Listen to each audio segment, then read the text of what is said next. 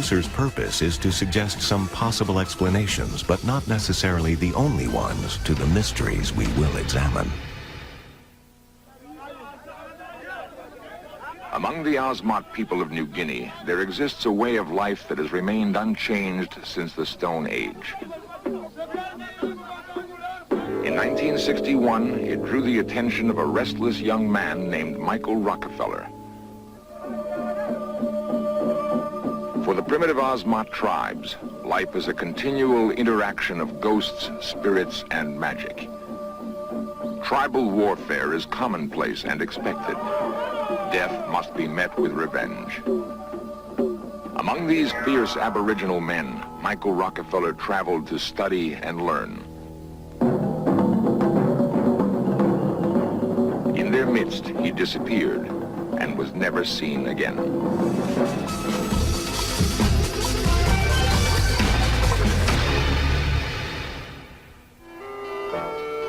Harvard University, June 1960. For Governor and Mrs. Nelson Rockefeller, it was a special, emotional moment. Their youngest son, Michael, had graduated with honors. Ahead of him lay a life filled with promise and great opportunity.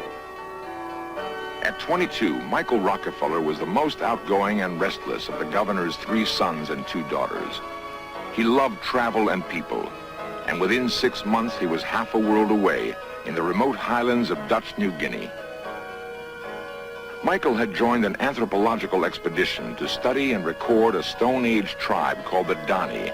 Sensitive and enthusiastic, he took special pleasure in his work.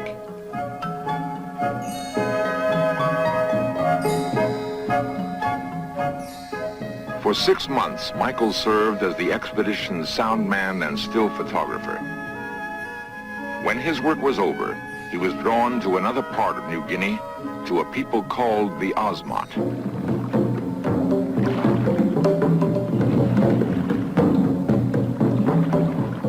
Along the coast and in the winding tidal rivers of southern New Guinea, the primitive Osmot tribes lived as they had since primeval times. Michael Rockefeller traveled throughout the region, fascinated by the Osmot culture and way of life. In his journal, Rockefeller wrote, "The Osmot is equal to my wildest dreams. It is a land of great winding rivers, jungle, and mud. Literally nothing else. The people have lived for centuries on little besides the pulp of the sago palm and fish. Some remote areas are still headhunting." A keen observer and gifted photographer, Michael carefully documented Osmot life.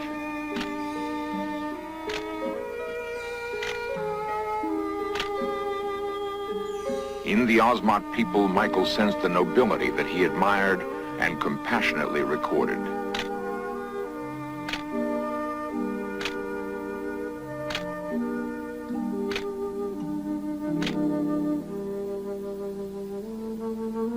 The word Osmot means tree people, and indeed Osmot culture depends almost totally on trees, for food, shelter, for their canoes, and for their art. The Osmot even believe themselves to be descended from trees. Their mythology tells of a great magician who wandered their uninhabited land. Out of loneliness, he carved human figures from mangrove wood. He beat softly on a drum and brought the figures to life. Thus, the Osmot came to be. The Osmot still believe that their spirits reside in trees. The felling of a mangrove tree begins an ancient ritual that intermingles art and violence.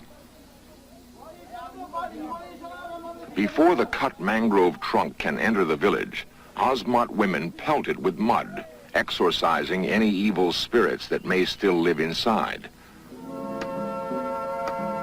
Once the mangrove is cleansed of demons, the intricate carving begins.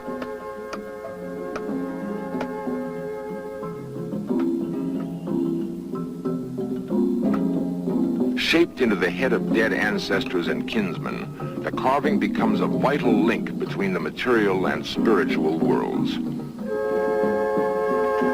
Ozmot, natural death does not exist. Only evil spirits and enemies account for the passing of life. The finished carving becomes a pledge to the dead that their spirits will be revenged. The beauty of Ozmot art completely captivated Michael Rockefeller. In his journal, Rockefeller wrote, "The key to my fascination with the Ozmot is the wood carving. The sculpture which the people here produce is some of the most extraordinary work in the primitive world." Full of youthful enthusiasm, Michael Rockefeller began collecting Ozmot art.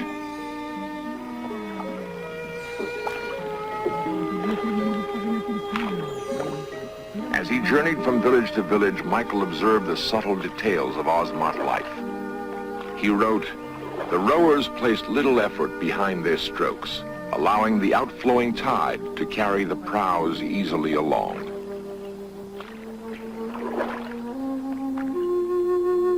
For weeks, Michael traveled through Ozmot territory, often accompanied by missionaries and anthropologists.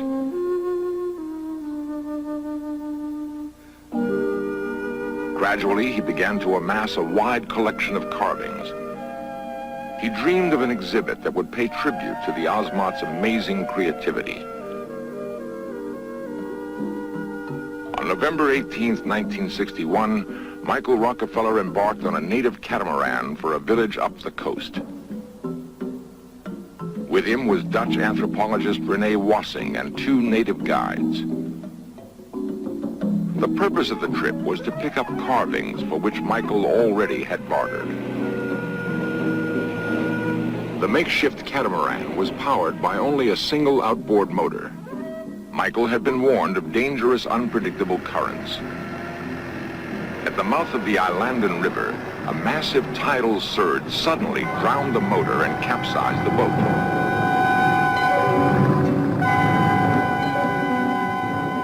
The natives swam for help. Rockefeller and Wassing clung to the boat, hopelessly adrift. After a night in the water, fearing the natives had failed, Michael decided to go for help himself. Using 2 empty gasoline cans for extra buoyancy, he swam for shore. Michael Rockefeller and Rene Wassing didn't know it, but their native guides had made it back to land. The closest village was only 11 miles away. Yet, in the thick jungle and deep mud of the Ozmot coast, the trek for help took nearly a day. When Dutch authorities finally learned of the accident, a full-scale search was launched immediately.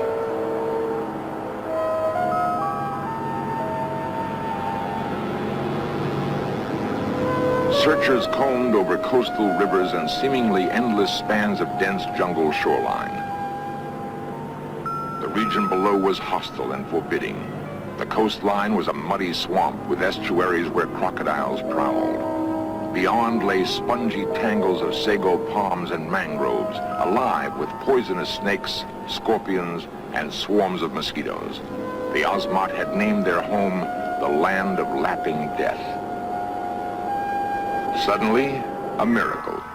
A flying boat had found Rene Wassing, still clinging to the capsized catamaran more than 20 miles out to sea. Stunned and exhausted, Wassing told reporters of the ordeal.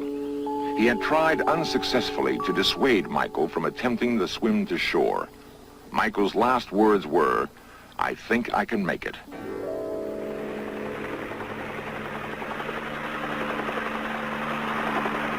Now the massive search efforts concentrated on Michael.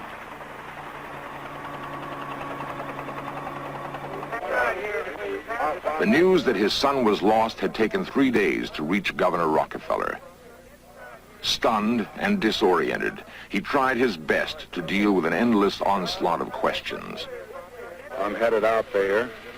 Hopefully they'll find him before we get there, but to be there when they do find him.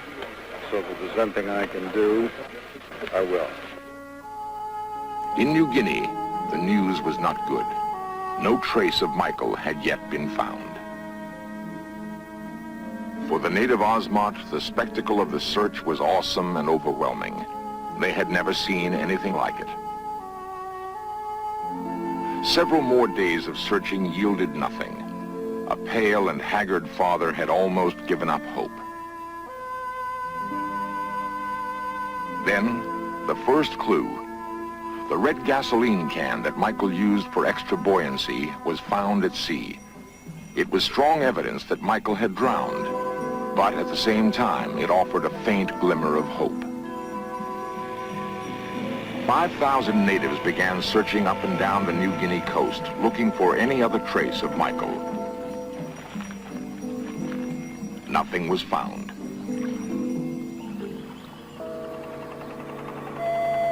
After nearly 2 weeks, the search for Michael Rockefeller was ended.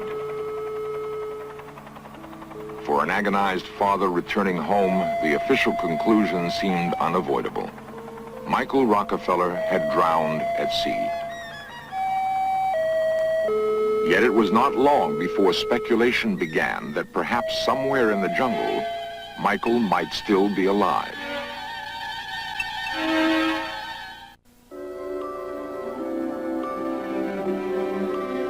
New York City, 1968. 7 years after Michael Rockefeller's disappearance, one man was led to begin a personal search for the missing Rockefeller. Milt Macklin, a writer and magazine editor, was met in his office by a secretive man who would call himself only Donahue. Donahue told Macklin that several months before, on a tiny island called Kanapu, he had seen and talked with Michael Rockefeller. Intrigued with the story, Macklin made plans to go to New Guinea. Macklin's information from Donahue was sketchy, but he had decided to follow the difficult route. According to Donahue's story, Rockefeller was picked up by a native war party and taken by canoe on a 1,000-mile journey to the Trobriand Islands. As Macklin made his way through the jungle, he began to understand Michael's attraction to its primitive beauty.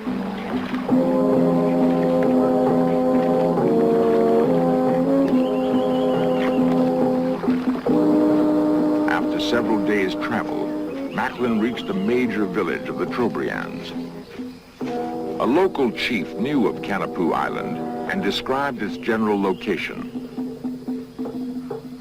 It was a long journey by native standards, but at last Macklin's destination seemed within reach. By hired boat, Macklin sailed for Kanapu. Even on the best local charts, it was but a speck. Finally, the island appeared, like a vision from a storybook.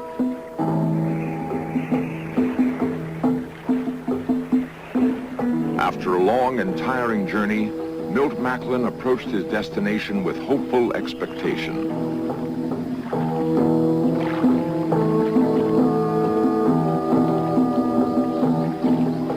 The island was a paradise, a beautiful tropical refuge. It was also an eerie place. There were few signs of life.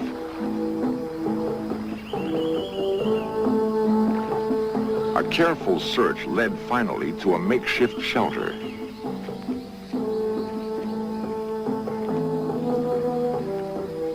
The hut was abandoned. There was no sign of Michael Rockefeller. Discouraged and disappointed, Milt Macklin gave up his Kanapu search. The fate of Michael Rockefeller remained a mystery. Yet for Macklin, the unsuccessful search had raised many questions. Was the Donahue story simply a cruel hoax, or did it bear some element of truth? Milt Macklin's determined search did not end on Kanapu Island. For 2 more months, he traveled throughout New Guinea, looking for evidence that might prove conclusively what happened to Michael Rockefeller.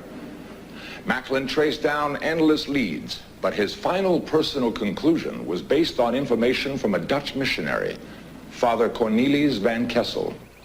Van Kessel had heard rumors from natives that Rockefeller was captured and killed near the Osmot village of Oats-Janep.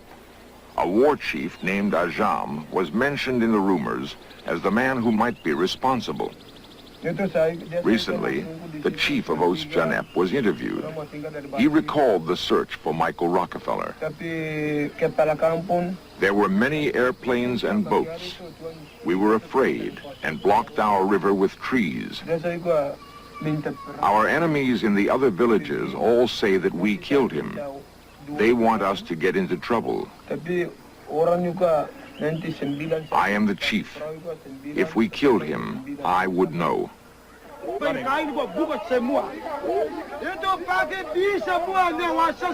The full and true story of Michael Rockefeller's disappearance may never be known.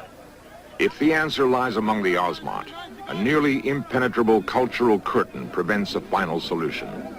Yet, in the life of the Osmot, the age-old rites that once preceded tribal violence can still be witnessed. After the mangrove ancestor poles are carved, an elaborate ceremony begins in honor of the dead.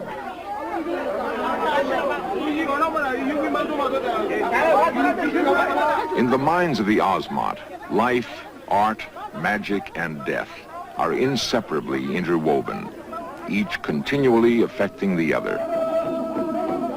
Members of neighboring villages are ritually adopted by the celebrating tribe. Traditionally, however, they are the first to be killed when an intertribal feud arises. It is an accepted part in an ancient cycle of warfare and revenge.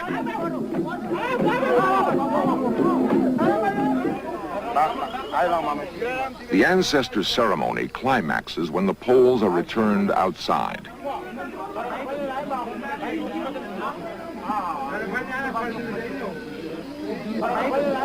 In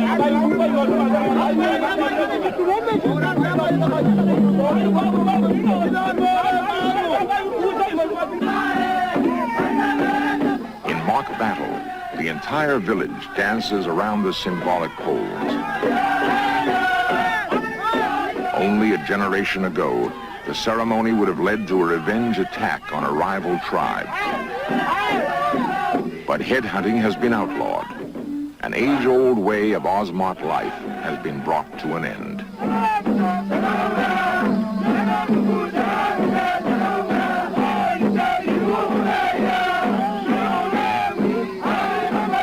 In his journal, Michael Rockefeller wrote, "The Osmot is filled with a kind of tragedy.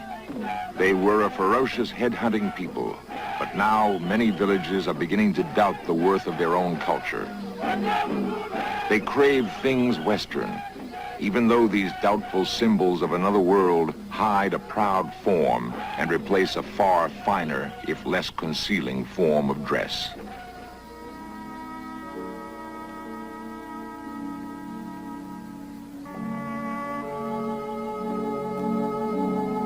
Perhaps Michael Rockefeller's dedication to the Osmot was part of a larger personal quest for self-understanding and universal values which could guide him through life. I'd like to just say a word about Michael himself. Ever since he was little, he's been very aware of people, their feelings, their thoughts. He's a person who has always loved people and been loved by people. He had a tremendous enthusiasm and drive, loved life, has always loved beauty in people, beauty in nature and beauty in art, whether it's painting or sculpture, and has been quite an artist himself. I think it's fair to say that he was never happier than he has been out there. Michael had one of the most exciting experiences of his life.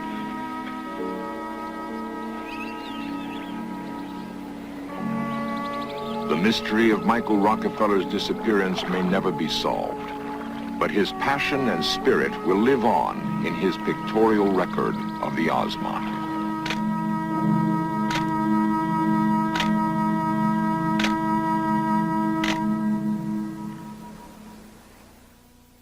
Before Michael Rockefeller traveled to New Guinea, he spoke of doing something romantic and adventurous at a time when frontiers, in the real sense of the word, were disappearing. Today, his tragic loss is underscored by the accelerating demise of the Ozmot people and their culture.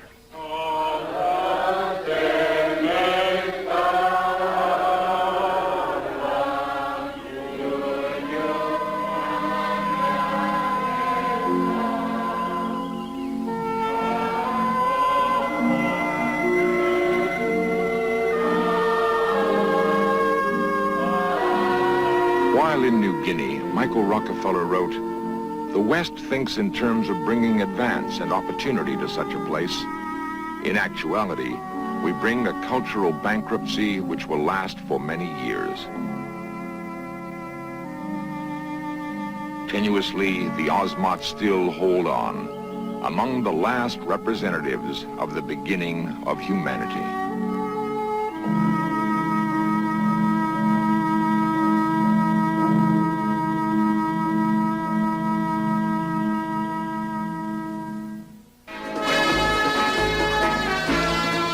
Coming up next, 20th Century with Mike Wallace reports on the California Night Stalker and other serial killers. Then, Weapons at War looks at the evolution of bombs, rockets, and missiles. And log on at veterans.com, a new website brought to you by the History Channel. Veterans.com, a place where veterans, their families, and others can connect, share stories, and pass on the legacies of all American veterans.